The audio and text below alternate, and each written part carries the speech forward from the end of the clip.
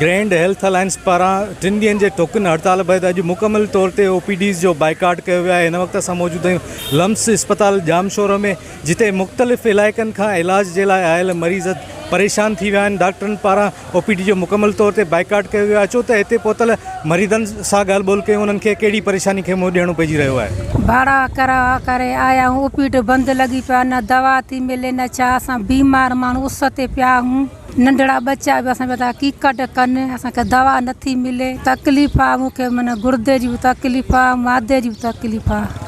कल्ह बि आया हुआसीं, कल्ह चयूं त अॼु अचो, वरी कल्ह असां मोटी विया आहियूं, वरी असां अॼु आया आहियूं। असां ग़रीबनि खे ईअं पंधु त न कराइनि, असां ग़रीब वेचारा वञूं काॾे, हिकु मज़दूरी बि कान्हे का। पथरी जो अर्ज़ु आहे, पथरी जो सूरु पए थो, दवा वठण आयो, OPD बंदि आहे, हर शइ बंदि आहे, डॉक्टर वाक्टर कोन था ॾियनि। असांखे हिते 2-3 कलाक थी विया। मां ॿियों दफ़ो आयो आहियां, जेको आहे OPD बंदि लॻी पई आहे। डॉक्टर आहिनि कोन, चवनि था पिया डॉक्टर कोन्हनि, तालो हणी वेठा आहिनि, तव्हां ॾिसो था पिया साम्हूं लॻियल आहे। ऑफिसर वेठा बि आहिनि, शायदि डॉक्टर अंदरि वेठा बि आहिनि, उनजे बावजूद बि चवनि था पिया त हिते जेको आहे डॉक्टर कोन्हनि।